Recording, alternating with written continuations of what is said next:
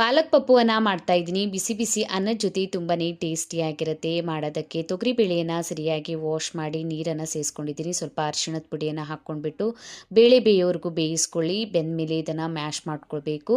ಈಗ ಪ್ಯಾನನ್ನು ಬಿಸಿ ಮಾಡ್ಕೊಂಡ್ಬಿಟ್ಟು ಎಣ್ಣೆ, ಸಾಸಿವೆ, ಜೀರಿಗೆ, ಒಣಮೆಣಸಿನ್ಕಾಯಿ, ಕಟ್ ಮಾಡ್ಕೊಂಡಿರುವಂಥ ಈರುಳ್ಳಿ, ಕರಿಬೇವು ಸೊಪ್ಪು, ಹಸಿಮೆಣಸಿನ್ಕಾಯಿ, ಟೊಮ್ಯಾಟೊ ಹಣ್ಣನ್ನು ಹಾಕಿ ಫ್ರೈ ಮಾಡ್ಕೊಂಡಿದ್ದೀನಿ. ಅರಿಶಿಣದ ಪುಡಿ, ಖಾರದ ಪುಡಿಯನ್ನು ಹಾಕಿ ಮಿಕ್ಸ್ ಮಾಡ್ಕೊಳ್ಳಿ. ಸರಿಯಾಗಿ ವಾಶ್ ಮಾಡಿ ಕಟ್ ಮಾಡ್ಕೊಂಡಿರುವಂಥ ಪಾಲಕ್ ಸೊಪ್ಪನ್ನು ಹಾಕ್ಕೊಂಡ್ಬಿಟ್ಟು ಮಿಕ್ಸ್ ಮಾಡ್ಕೊಳ್ಬೇಕು.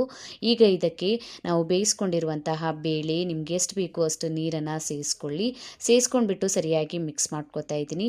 ಇದಕ್ಕೆ ಈಗ ಹುಣಸೆ ಹಣ್ಣಿನ ರಸನ ಸೇರಿಸ್ಕೊಳ್ಳಿ. ಲಾಸ್ಟಿಗೆ ಒಂದು ಕುದಿ ಬಂದಿದ ಮೇಲೆ ಕಟ್ ಮಾಡ್ಕೊಂಡಿರುವಂಥ ಕೊತ್ತಂಬರಿ ಸೊಪ್ಪನ್ನು ಸೇರಿಸ್ಕೊಂಡ್ರೆ ಸಾಕು. ಟೇಸ್ಟಿಯಾದಂಥ ಪಾಲಕ್ ಪಪ್ಪು ರೆಡಿ ಆಗುತ್ತೆ.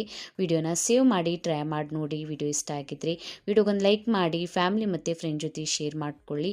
ಇನ್ಸ್ಟಾಗ್ರಾಮ್, ಫೇಸ್ಬುಕ್ ಪೇಜಿಗೂ ಫಾಲೋ ಮಾಡ್ಕೊಳ್ಳಿ. Thank you for watching.